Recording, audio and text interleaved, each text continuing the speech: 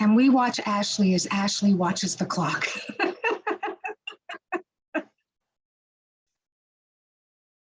Cynthia, you have your hand up? We're live.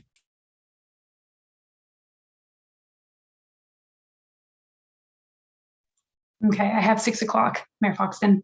Thank you. Good evening and welcome to the March 14th Committee of the Whole meeting. Township Council meetings are currently being held electronically. Members of the public have been provided with the following methods to watch or participate in this open meeting electronically. First off, you can watch the live stream by accessing the meeting on the Township's YouTube page. Members of the public interested in speaking to any items were able to submit the request in writing to the Clerk's Division. A link and telephone number have been provided to those who register before the registration deadline. And finally, members of the public interested in commenting on a particular item were invited to submit written comments to the Clerk's Division that were provided to the Mayor and Council prior to the meeting and will form part of the public record. I'd now like to call the meeting to order, and can I have approval of the agenda, please?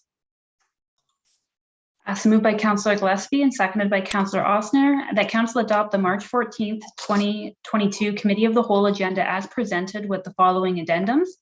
1, amend the staff report for item 6.2, report number FIN-09-2022, the 2021 Council remuneration and expenses. And 2, add item for closed session, item 12.1, report number CAO-10-2022, a proposed or pending acquisition or disposition of land by the municipality or local board, Municipal Act Section 239, subsection 2, subsection C. Thank you. Is it 239 or is it 230? Because my motion says 230. It's 239. I'll correct that. Thank you. Okay, thank you. Councillor Rollman? Yes. Councillor Osner? Yes. Councillor McCreary? Yes. Councillor Gillespie? Yes. And Mayor Foxton? Yes, That carries. thank you. I'd now like to take this moment to read the Indigenous Acknowledgement.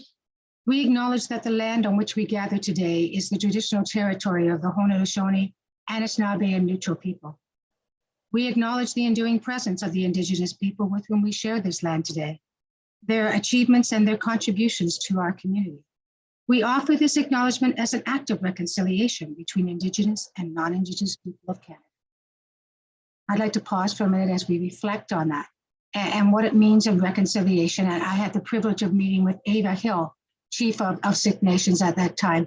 And she said reconciliation was respect. They didn't want anything else but respect and to be treated like true, decent human beings. May we wish that for everyone as we pause.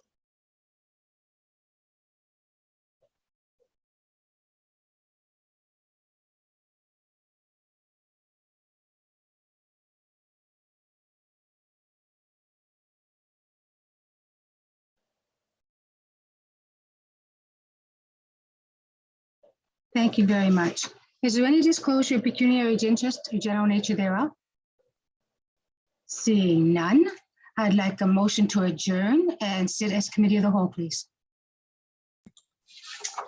So moved by Councillor Osner and seconded by Councillor Rollman that Council adjourn to sit as Committee of the Whole. Councillor Rollman? Yes. Councillor Osner? Yes. Councillor McCreary? Yes. Councillor Gillespie? Yes. And Mayor Foxton? Yes, That carries. thank you very much. Next, we will look at the financial reports. Is there any items that anyone would like to pull between 6.1 and 6.6?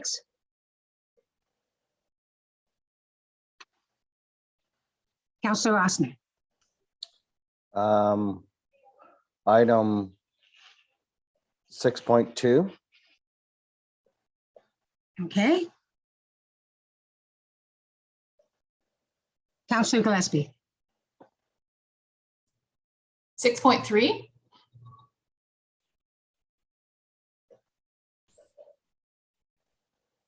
All right. So then we can pass 6.1, 6.4, and 6.5, and 6.6. Oh, Councillor Austin? Sorry, Madam Mayor. What did I say? 6.2 or 6.3? You said 6.2, remuneration and expenses. Sorry, I meant 6.3. Okay, thank you. If that's the only one we're pulling at this time, then We'll pass one. So let's do number one first, Ms. Sage. Certainly. So moved by Councillor Gillespie and seconded by Councillor Ossner.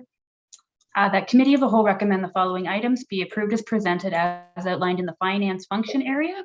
Item 6.1, report number FIN-08-2022, the 2021 audit engagement planning report as presented. Item 6.2, report number FIN-09-2022, the 2021 council remuneration and expenses as presented. Item 6.4, report number FIN-11-2022, update to tangible capital asset policy as presented. Item 6.5, report number FIN-12-2022, the 2020 financial information return key indicators as presented. And item 6.6, report number FIN-13-2022, the 2021 capital projects not completed until 2022, and that's as presented as well. Councillor Rollman? Yes. Councillor Ossner? Yes. Councillor McCreary? Yes. Councillor Gillespie? Yes. And Mayor Foxton? Yes, That carries. thank you. Now we'll open for discussion 6.3, the Community Grants Allocation Program for 2022. Councillor Ossner, I believe you're first, and then Councillor Gillespie. Sorry, I'm trying to find the page here. I did have it marked, but.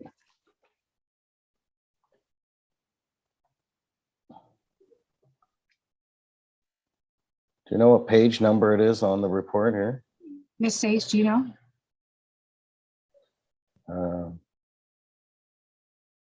Oh, I found it.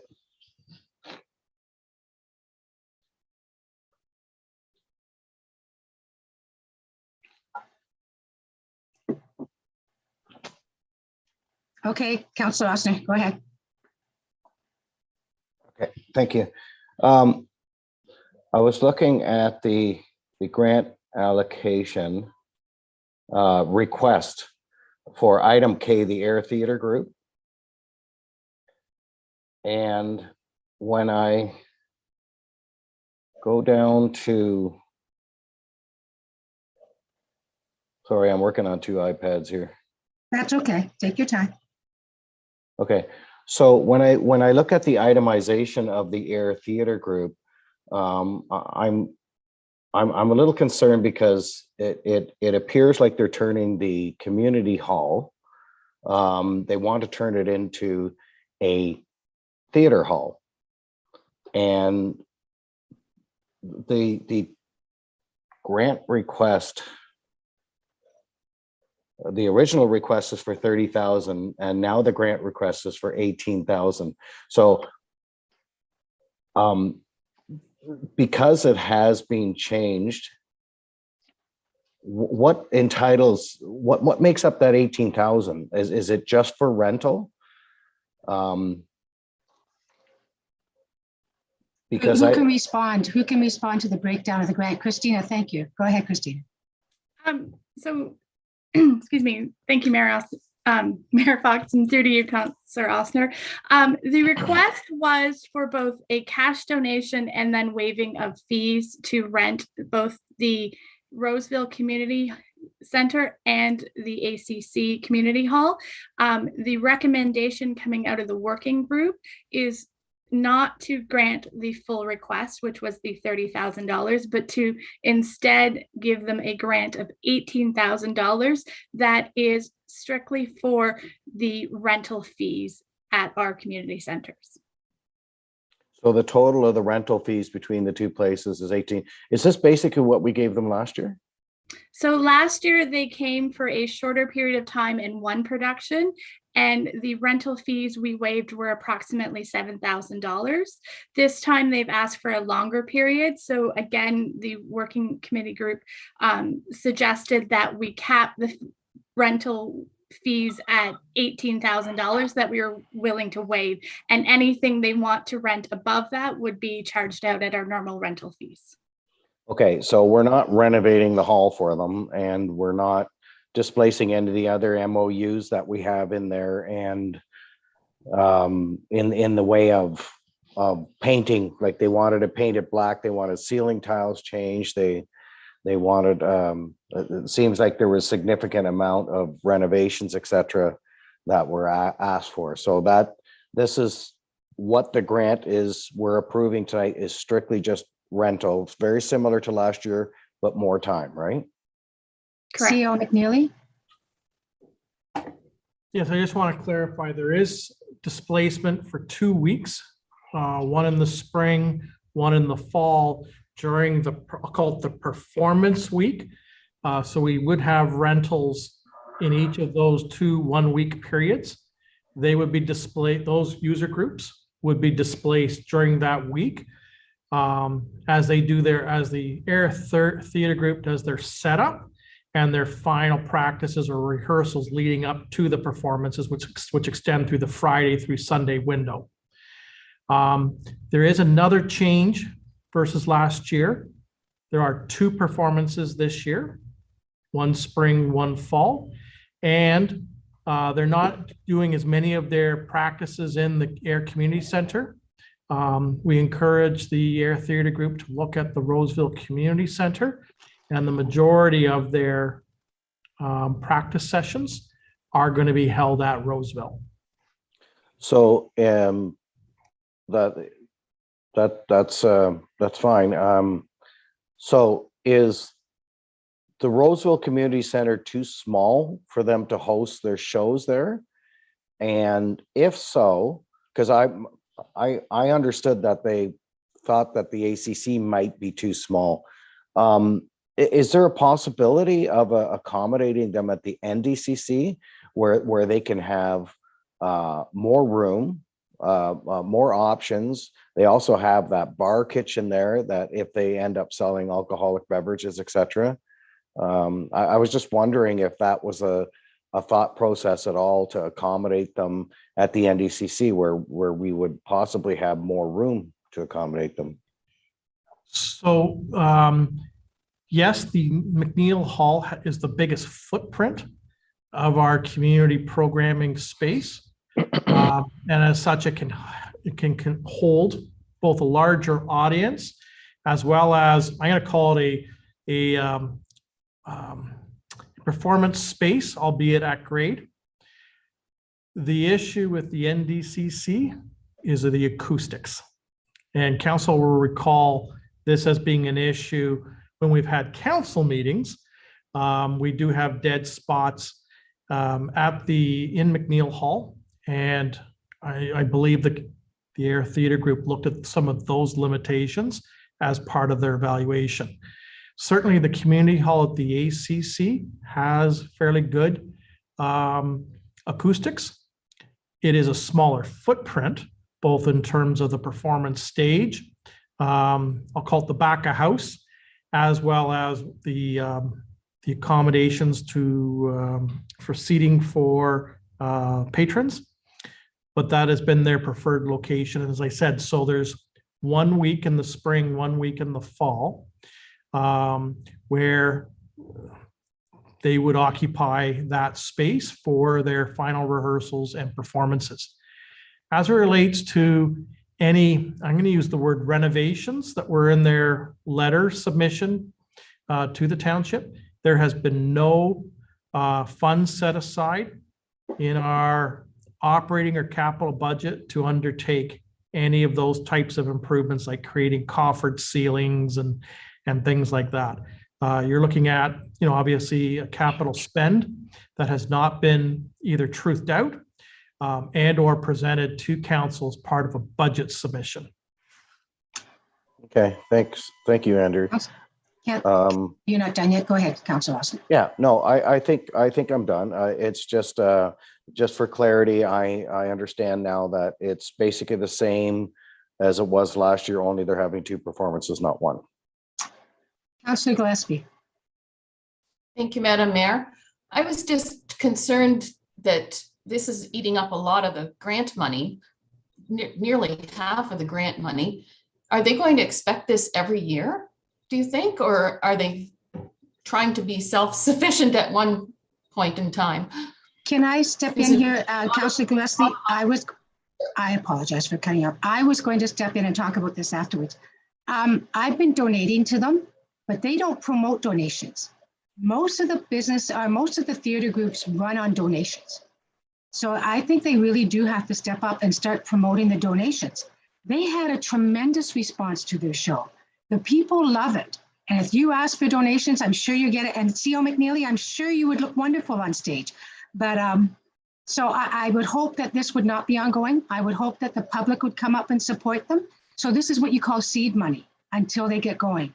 The other thing I was going to talk about was, like you, C.O. McNeely, the acoustics, but not of the NDCC, the ACC. When we had it tested, when the NDC was up, we had an actual acoustic specialist come in. They stated that the ACC probably has the best acoustics in Southwestern Ontario. It was built for a big band stage.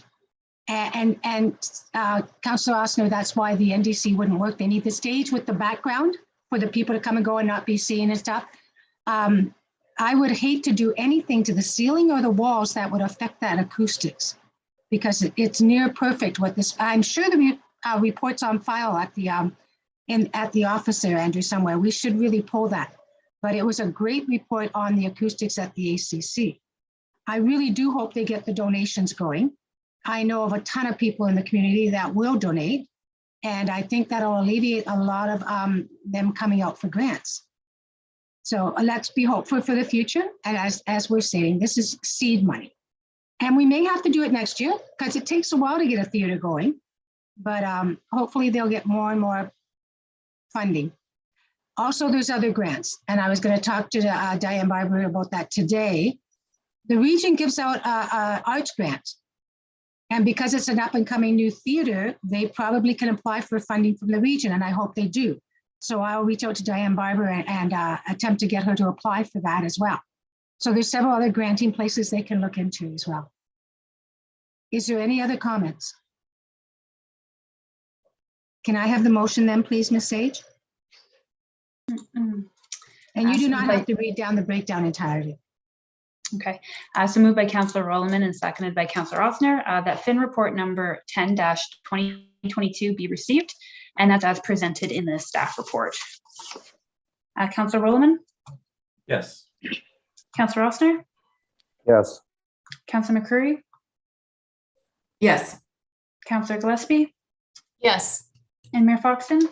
Yes, That carries. thank you.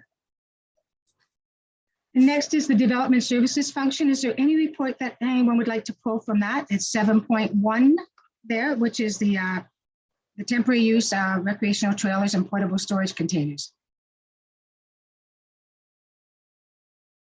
Seeing no hands, can I have the motion, please, Ms. Sage? So moved by Councillor Osner and seconded by Councillor Rolliman that the Committee of the Whole recommend the following item be approved as presented as outlined in the staff report listed in the Development Services Function Area. That's item 7.1, report number BLD-01-2022, temporary use of recreational trailer and portable storage containers for 1080 Clyde Road, and that's as presented in the staff report. Councillor Rolliman? Yes. Councillor Osner? Yes. Councillor McCreary? Yes. Councillor Gillespie? Yes. And Mayor Foxton? Yes, and thank you. And thank you, Shannon Black, for the work you did with those couple. It made a difference. Well done. So now we are on community services functions, 8.1, 0.2, and 0.3. Anyone wish to pull in those? Councillor McCreary? 8.1. Anyone else? Okay, so we will put aside 8.1 and we'll go up on with 8.2 and 3 we can pass now. So would you take the motion, please? So moved by Councillor McCreary and seconded by Councillor Rolliman that Committee of the Whole recommend the following items be approved as presented as outlined in the staff reports listed in the Community Services Function Area. So 8.2, report number REC-04-2022, the Ontario Trillium Foundation Resilient Communities Fund Grant as presented. And item 8.3, report number REC-05-2022, request for quote award for ND RFQ-REC-01-2022, lighting engineering services for Schmidt Park and Victoria Park. And that's as presented in the staff report. I've got 1 and 2 as separate ones as you presented me. So I have the mover and seconder for 8.2 as Councillor Gillespie and Councillor McCreary, and 8.3 as Councillor Osner and Councillor Rollerman. Thank you. Take the vote, please. Councillor Rollerman, Which one are we voting on now? 2 and 3. it's No. 8.2 and 8.3 Yes. as presented in the staff report. So 8.2 is the Trillium grant. Well, I And understand, but didn't the mayor just say there's 2 different movers and seconders for those motions? yeah, see, what Don't- happens is don't we it's have all to in vote? one motion. It's all in one motion, but if we pull one, then there's an individual page for each of the other motions that pass, right? So I get one giant motion with all the pages attached as one single motion. And if we don't pass that as a full unit, then there's individual motions for each of the sections that we pass individually. Okay, so we're voting on both of them at the same time? We can do them separately or both. Oh, that's fine. Either way, I'm going to vote yes. Thank you. Councillor Osner, Yes to 8.2 and yes to 8.3. Councillor McCreary, Yes. Councillor Gillespie, Yes. and Mayor Foxton. Yes. That carries. Thank you. Now, the Shelley Road one, Councilor McCreary? Yes, I just have a couple of questions about this one. It was unclear to me whether or not we were actually going to go ahead with Gray Street. Are we going to defer Gray Street for another time period, or are we going to do that one as planned this year? Lee? Through the mayor to Councilor McCurry, we will be delaying Gray Street and we'll be including it in future budget years. As council is aware, the 2022 road state of the infrastructure study is taking place this year, and that will reevaluate all of our roads and help prioritize them for future years going forward. And Gray Street will be included in the evaluation that they're undertaking in 2022. Okay, it's good that we're doing that road study, because I'm just wondering that Sheffield Road seems to have sort of deteriorated, collapsed a lot sooner than we thought it was going to. When were we originally planning to resurface it? And how far forward has it had to been brought? The historical state of the infrastructure studies project a 5 to 10 year capital forecast for us. And Sheffield Road was much further out in the forecast. It's due to I'm going to say the natural ground conditions in the area and the type of weather we had. It deteriorated substantially faster than we would have anticipated. One of the reasons that the state of the infrastructure study is being undertaken in the spring is it allows us to capture all of the, I'm going to say, the frost leaving the ground and the impact that that can also have on our road network.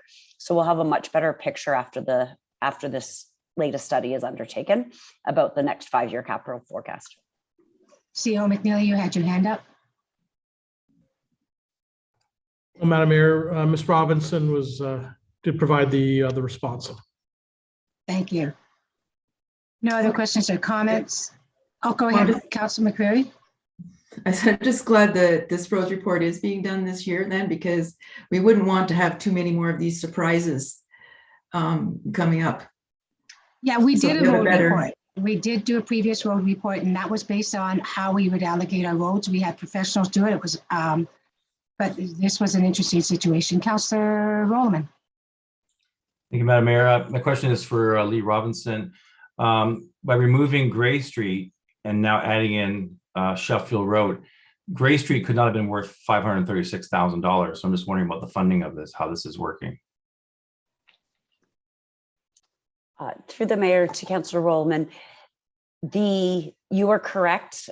Gray Street is not worth the equivalent value. That is why the remainder of the report has asked for additional funding to do that. As council is well aware, the fuel prices have escalated substantially in recent months, as well as there's been some significant issues with materials, supplies, etc.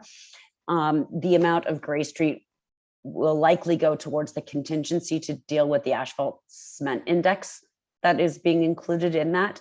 It'll be further explored, obviously, when the tender document is coming to council for award in April.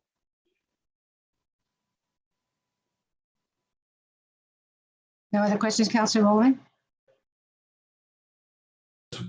I'm just wondering then, so what's our exposure here? How much are we potentially looking at and going over on our roads budget now? Because as Ms. Robinson has just mentioned, costs have gone up substantially. So are we looking at running into quite a deficit here and then in this department? That's my concern.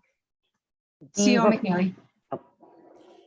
So Madam Mayor, through to Councillor Rowland, we're trying to mitigate against what we believe to be price adjustments in the marketplace, given the escalating costs of petroleum-based products. So this report does two things. One, it drops Gray Street, which was previously costed in the 22 capital budget that was adopted by council in December, so got pre-approval by council in December 2021. The combination of the contingency with dropping Gray Street, we believe will buffer us against the increased costs that we're now forecasting, given the asphalt concrete price index. For this project, which is part of this report being discussed tonight with that portion of Sheffield Road and Morrison Road, effectively we're asking for council for an additional $690,000. And those funds include a contingency to deal with that portion of Sheffield and Morrison Road. So we're actually undertaking two actions. One is dropping Gray Street to try and keep us within the original budget framework.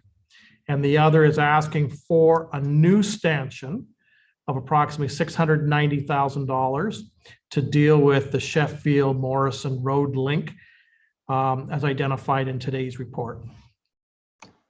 Councillor Rowland. Thank you, Madam Mayor. So I guess I'm just curious about this section of Morrison Road. It's obvious, is it one of our main roads, or is it a road that there's an alternative treatment that we can use that would be less expensive? Is there something we can do in the interim? Do we have to go to a complete rebuilding of that road at this point? Should we wait for the road study to be completed before we do that? So I'm wondering, is there some sort of stopgap measure we could use in the interim that wouldn't affect our budget so much, that we could use to get the road back into some sort of usage, maybe with a load limit on it or something? And then we could look at the road study for the next budget to look at this road. Lee, go ahead. Through the mayor to Councillor Rowland, it is a very small section of Morrison Road. It is about 270 meters of Morrison Road.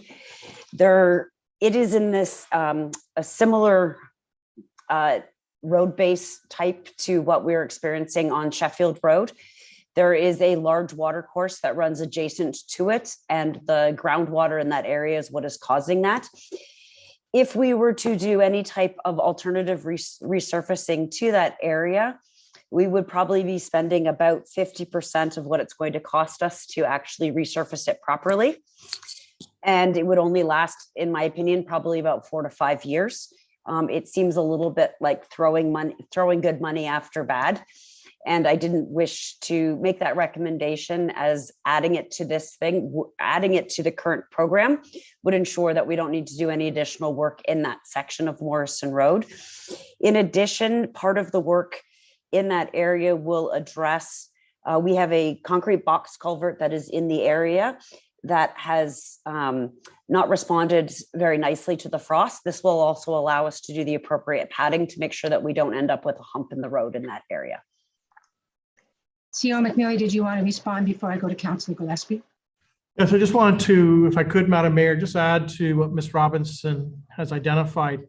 In the photos that were attached to the staff report, we did include 2 photos that were taken last week on Morrison Road as part of this construction area. And you'll notice that in the, I'm going to call it the tread area of where a tire would normally move down a lane, you will see that there's actually trapped water. And so what is happening is the water can't escape. And so every time a vehicle drives over that section of road, it's driving the water through the asphalt into the granular base. And because we're in literally a wetland swamp area, we're creating a super saturated roadbed, granular roadbed. And similar to what we just experienced on Sheffield Road, which was in another set of photos in the staff report, it will cause that road to break up very, very quickly. And literally, we could be witnessing what we have on Sheffield Road later this month on that portion of Morrison Road. If not that soon, not too far down the road. And this section of Morrison Road is a main east-west corridor. It is a concession block road.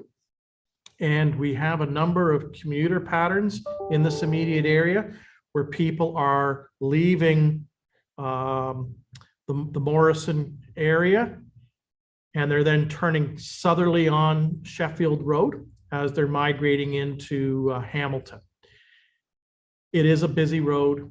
It is part of an integral portion of our east-west traffic movements, and the road is in a deteriorating condition, as can be seen in that photo. Councillor Gillespie. Thank you. I was just going to mention that Sheffield Road is a very busy road too. Really needs to be fixed, since we are also giving a grant money to the Lions Club to improve their building so they can rent it. So if the road is closed, that's going to be very difficult. So I know the roads out there. I drove them many times when I was younger.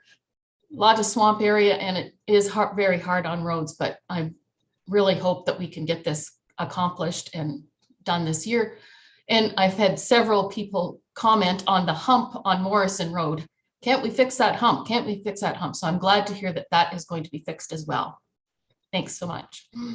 Councillor Roman. Thank you, Madam Mayor. I guess my concern is that years ago, the township used to respond to fixing roads in precisely this manner. A road would have a problem, the township would suddenly go out and fix that road. And then we decided that we were going to do a road study and follow the road study. And that's what we've been doing. Now tonight we're discussing, I understand the emergency portion of this road being fixed, keep the road open. But now we're discussing fixing box culverts and fixing additional roads. And we're throwing out the road study that we were following. And now we're going to just go back to an ad hoc basis of fixing a road. Whoever cries the most and whines the most gets the road fixed. And I don't want to go back to that. I like the idea of having a plan, following a plan, and sticking to it. If a road has an emergency in this situation, sure, let's fix it. But are we going to throw out the entire program that we've been following and go back to this business of responding to people who are crying about the roads that need to be fixed rather than following our plan? So that's my biggest concern, and I'm worried about this. If I can interject, the road study we have followed pretty stringently with a few exceptions. And the exceptions have been every time the region was going to do Northumberland Street, we changed the road studies. So we've been moving things around based upon the impact of the community. I have to agree with Lee Robinson that we do it right now. And my biggest concern is, do you guys remember when we put the gazebo in downtown air, and they put in truckloads of gravel and aggregate, and it went away, and we had to do it multiple times because it's so wet there, Lee? I have real concerns about that, but I think it does need to be done for safety and responsibility of us as a council, and we will not deviate from the plan unless the situation warrants it. Lee Robinson, you were first, and then Councillor McCreary. Through the mayor to Councillor Rollman, I am a huge proponent of following the roads needs study. The report is brought forward this evening for council's consideration because as the township engineer, I'm responsible for ensuring the safety of the traveling public. I had to make the difficult decision to close Sheffield Road because it was not in a state of repair where it would be appropriate to have it open for anything other than local access. Morrison Road, I would expect that if Morrison Road is not included, that within a year we will have to do an emergency closure on Morrison Road as well. It is in that advanced of a deteriorated state. as part of the roads needs study that will forecast, the state of the infrastructure for our roads that will forecast the future ones. Your future years will be following that. The only reason this report is before council tonight is because the spring breakup has deteriorated the road to a point where we need to close it. And I do not believe that if Morrison Road is not done in 2022, I believe we will likely be looking at needing to close Morrison Road as well. Councillor McCreary.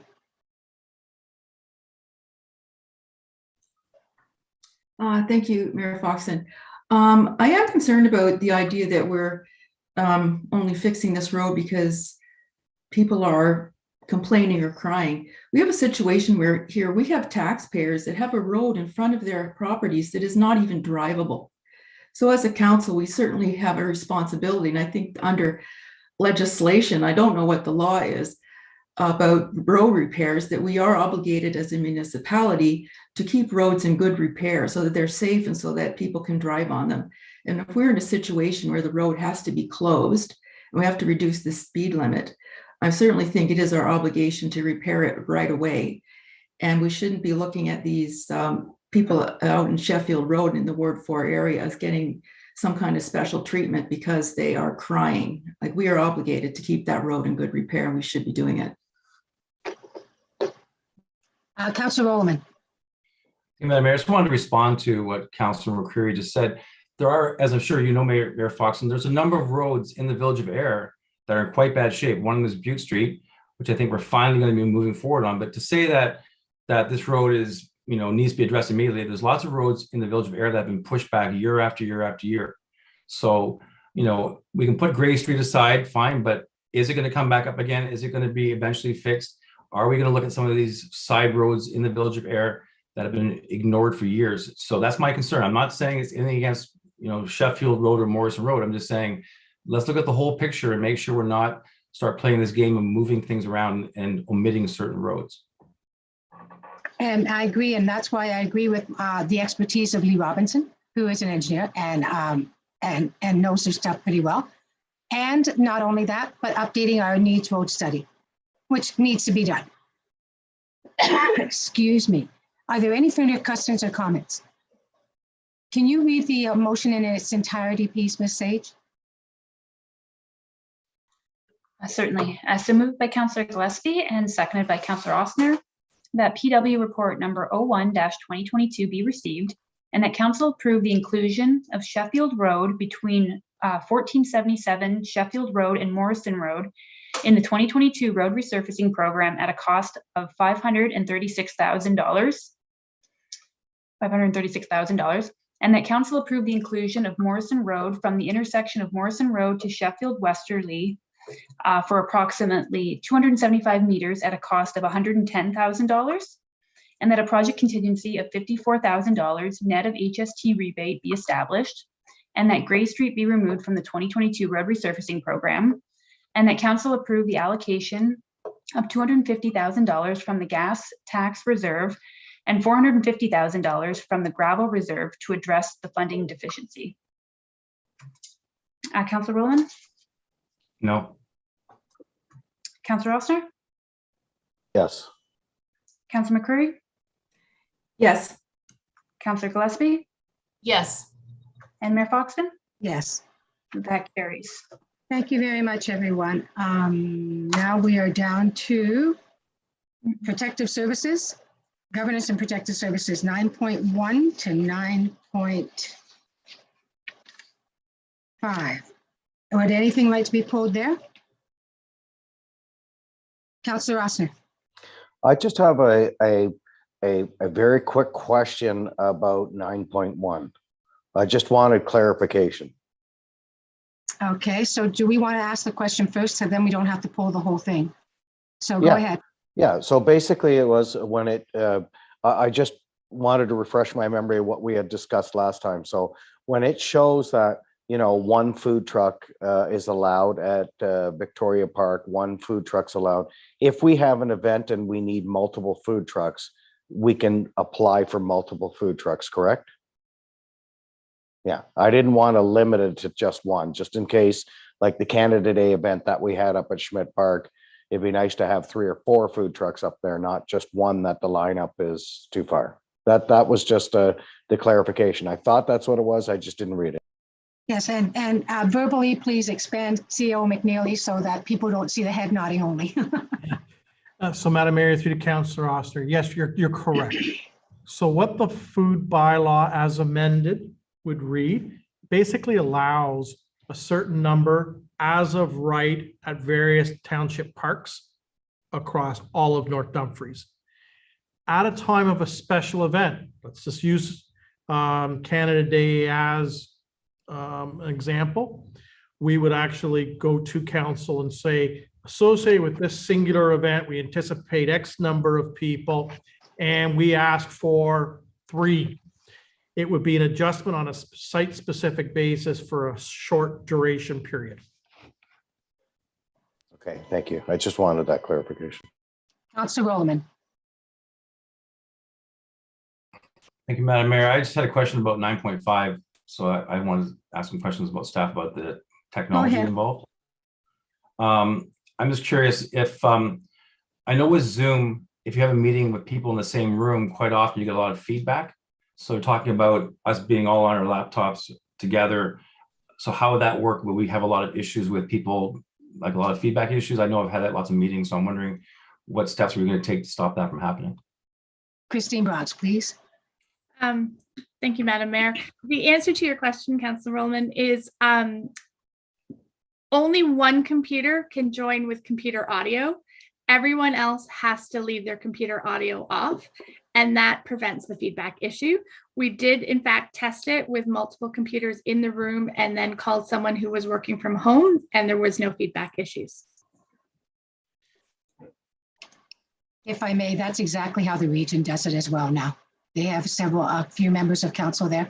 And if you keep you muted, but you're also your audio, both of them off, then you're fine. CEO McNeely? Madam Mayor, just to add to what Ms. Brock's indicated, so we tried it just speaking at a normal pitch, and it's picked up by the broader system in the Dumfries room. And then we also tried it using the individual microphones that are that would be in front of each member of council. And that further enhances, for lack of a better term, the conveyance of sound, not only through the Dumfries room, but it's picked up through the broader system and sent out to those that were at a remote location. So we made a purpose of walking around the room at different places and speaking in a soft voice, as well as using the microphones, and they worked very well.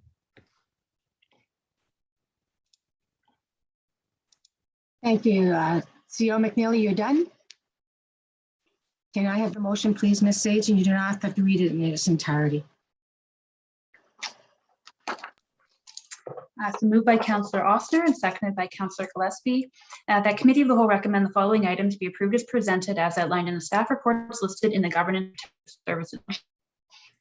9.1 report number CLK-05-2022, follow-up report on the proposed mobile food vendor bylaw, that's as presented. 9.2 report number bylaw-01-2022, discussion the road use bylaw update as presented. 9.3 report number FD-03-2022, fire department incident response summary for January-February of 2022 as presented. 9.4 report number CAO-08-2022, COVID-19 pandemic consideration to rescind the emergency declaration, and that's as presented. And item 9.5 report number CAO-09-2022, phased reintroduction of in-person council committee meetings as presented. Can I, before we go on, I'm sorry, I missed the emergency one. I wanted to inform council that the region is hosting a media event on Friday, all 7 municipalities plus the region, and discussing the emergency at the end of the declaration. They have asked, they would ask me to bring forward whether we would consider that we would wait and end. Some of them are, most of them are going to end it on March 25th, the 2nd year anniversary. Do we want to wait till March 25th, or do we want to rescind now or wait till tonight? And I'm going to ask you each to respond one at a time. And Councillor Ossner, you're at the top of my screen. What do you think? I think we should go ahead with it now as presented. And Councillor Rowland, I have you next. We should do it now, yes. And Councillor McCreary? So our choices are doing it now or waiting until the 25th when the region does it, or? No, the region's not going to do it then. The other 7 municipalities are. But Oh, the other 7 municipalities on the 25th. Right. The region is going to extend into April. Wait till the 25th. Councillor Gillespie? I say wait till the 25th as well. And I have to do a split vote. Do you want to have any discussion about it first, guys? The 25th would be the second anniversary of the year and that at the COVID, and that's why they want to wait. Before I answer you, Councillor Rowland, CEO McNeely, how would it impact us if we waited 2 weeks?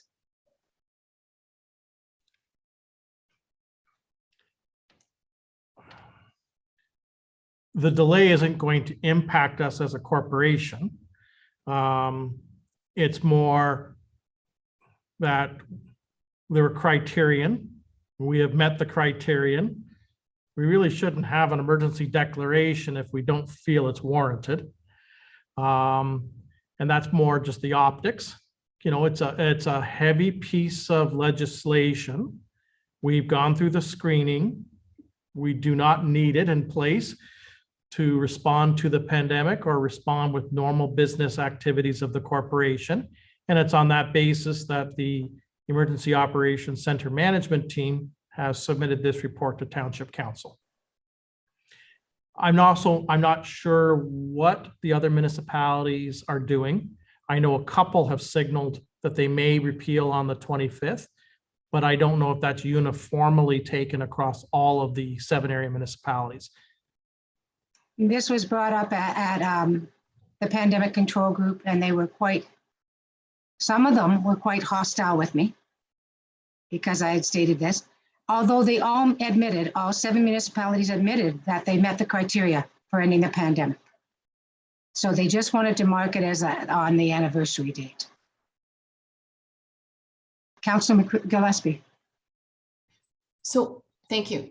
Why would the region be keeping it in until into April then? Because they still allocate staff to see the emergency declaration is how you deal with staff. It doesn't really affect the general public. So they take staff, for instance, the library staffs went in and worked at the vaccine clinics. And so they're still sharing staff between agencies. And that's going to go on through April. So they need to keep declared so they can shift staff. As we had the declaration, we could move public works into recreation or backup. If somebody got sick in recreation or we had numbers sick for COVID, we could take public works, recreation and put them on public works. We could intermingle without having to go to a union under the declaration. You can't do that once you undeclare. So that's why the region's staying until April, mid to end of April. Councillor Rowland? You're still muted, Councillor. There you go. Thank you, Madam Mayor. Previously, when I asked about the state of emergency, I was told that we need to follow the recommendation of the emergency management, right? And that's what we've done. And now they're recommending that there's no need to remain in a state of emergency. So in the past, we were advised to follow their direction. Tonight, they're coming forward and saying our direction is we can end the state of emergency. So unless we're going to just give up any authority we have over our own state of emergency and just let everything be handled by the region of Waterloo, I think we should end the state of emergency in order to provide EMS service. We do not provide any of those kind of medical services from the township of North Dumfries. That's provided by the region. If the region needs to stay in a state of emergency so they can redeploy their staff, that makes perfect sense to me. We don't have any of those services here. Our fire chief is here. Maybe he can weigh in, but as far as I know, the fire department has not had to deploy resources to fight the pandemic. So why are we in a state of emergency? So I think we should go on our own and say the state of emergency is over in North Dumfries. The regional Waterloo can do their own thing, but we're not the regional Waterloo, we're the township. Well, the other municipalities were the ones that came down on me. The region did not. It was the other municipalities. But I need you to know that the Emergency Operations Center team, Karen, Lee, Chris, Robert, myself, and a few others were on it, and all voted that we've met the criteria, and that's why we bring this report to end the declaration. Councillor Osner. Well, if it's staff recommended and we've met the criteria in that, personally, I'm not really worried what the other municipalities say about us. Somebody has to be a leader, somebody has to be a follower. So if we meet the criteria, staff recommendation, and this is presented in front of us, there's a reason for it. I don't think it's done in haste. I don't think it's done for any other reason except it's time to get this over with. And I think we should abide by what's put in front of us. I think we should move forward with it. Councillor McCreary. You're on mute. Yeah, okay, I'd just like to clarify again, where does this date come from again? First, I'm hearing that the other municipalities, we're all going to wait until the 25th, but now we don't know what the other municipalities. We don't know how many are waiting till the 25th. We know a few are going to wait till the 25th. They were quite angry with me that we were not going to wait till the 25th, but they all admitted that all 7 municipalities have met the criteria to undeclare. So they all have met the criteria. Okay, and then the region is carrying on. That's with right. their different situation. Okay, just wanted to clarify that. Okay, so I'm at the dividing vote, and we're going to declare the emergency ended on March 14th at 11 p.m. tonight. That's what the regulations say. That's what the law states. That's what the EOC group recommends to Township Council. And for me to pull it away for 2 weeks does not make sense. So the declaration is now, as of 11 p.m. tonight, we will no longer be under a declaration of emergency. Congratulations. So now you read out the motion, Ms. Sage, so we can, pardon me? Councillor Osner, did you say something? Congratulations. Councillor Rowland, they're going to yell at me again. Go ahead, Councillor Rowland. Thank you, Madam Mayor. But just for clarification, it doesn't mean that the masking bylaws have changed or anything's changed. It's just simply a state of emergency, because people have texted me and said, "Oh, does that mean that that we don't have to wear a mask anymore? It's COVID's over?" No, it has nothing to do with that. It has to do with our township personnel, basically. It really has nothing to do with masking or anti-masking or any of that stuff. It's just really about our state of emergency for our corporation. Correct. CEO McNeely. So, Madam Mayor, through to Councillor Rowland, unfortunately, there's going to be confusion. The reality is the province is moving ahead with certain regulatory provisions. One of them is a province-wide face mask. And the province in 2 milestones is going to have a phased lifting of face masks in both March 21st and later in April. Okay, and they're very, very defined as to those respective settings. The region of Waterloo also has a face mask bylaw, and please remember it was put in place several months ahead of the province of Ontario. Once the province adopted their regulations related to face masks, it laid on top of the region of Waterloo bylaw. Regional Council is holding a special meeting on Wednesday of this week, at which time the region will decide what they want to do with the current regional face mask bylaw. And, effectively the region can continue to have it in place, because right now it actually has an expiry date in May of 22. They can modify the face mask bylaw. And so when the province lifts, then the regional bylaw would then take jurisdiction for those areas that go beyond what the province has identified. Or the region could repeal their bylaw, at which time they would fall lock and step with the province of Ontario and the measures when the province of Ontario lifts. The township's emergency declaration is exclusive to the operation of the corporation of the township of North Dumfries and our ability to move resources and respond to whatever the emerging pressures were of the pandemic. The report identifies that we're no longer in, I'm going to use the word, the crisis phase of the pandemic. We are now migrating to recovery and relaunching, and we do not need the emergency declaration to move into the next phase. And that's essentially what we're doing. It doesn't mean the pandemic is gone. The reality is COVID is still in our community, and we are stressing that we all as a society need to be vigilant. It's there, but it's how we're going to adapt to COVID-19 as a go forward.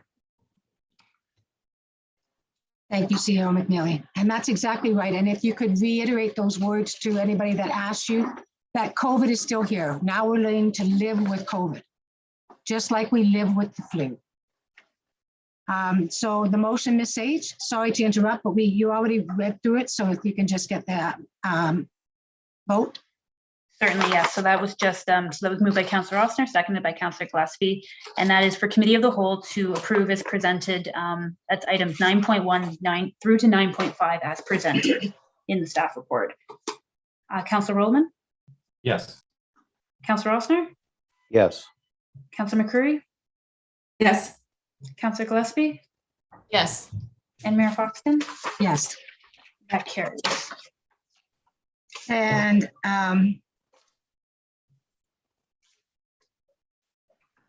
are we going to go back into the Committee of the Whole and then do the bylaws?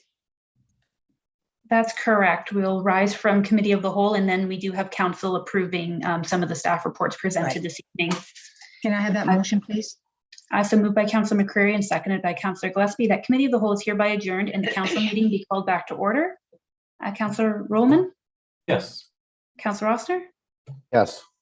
Councillor McCreary, Yes. Councillor Gillespie, Yes. and Mayor Foxton. Yes. That carries. And now we'll go through the recommendations presented at Committee of the Whole, and you do not have to read them in its entirety. Certainly. So moved by Councillor Rollman and seconded by Councillor Gillespie that council adopt the recommendations as adopted and presented by Committee of the Whole dated March 14th, 2022. Item 1 being report number BLD-01-2022, temporary use of recreational trailers and portable storage containers for 1080 Clyde Road, and that's as presented. Item 2, report number PW-01-2022, Sheffield Road and Morrison Road inclusions in the 2022 road resurfacing program, and that's as presented. Report number REC-04-2022, Ontario Trillium Foundation Resilient Communities Fund Grant, and that's as presented. Item 4, report number CAO-08-2022, the COVID-19 pandemic, consideration to rescind the emergency declaration, and that's as presented. And item 5, report number CAO-09-2022, the phased reintroduction of in-person council and committee meetings, and that's as presented. Councillor Rollman, Yes. Councillor Ossner, Yes. Councillor McCreary, Yes. Councillor Gillespie, Yes. and Mayor Foxton. Yes, That carries. thank you. And next we have the following as the first and second reading of the bylaw. So moved by Councillor Ossner and seconded by Councillor McCreary that the following bylaw be taken as read a first and second time. Bylaw number 3306-22, being a bylaw to authorize a temporary use agreement between Jason Rucker, Courtney McCracken, and Debbie Rucker and the Township of North Dumfries for 1080 Clyde Road. Councillor Rollman, Yes. Councillor Ossner, Yes. Councillor McCreary, Yes. Councillor Gillespie, Yes. and Mayor Foxton. Yes, That carries. and we'll do third and final reading of the bylaws, please. Moved by Councillor McCreary and seconded by Councillor Rollman that the following bylaw be taken as read a third time and be finally passed.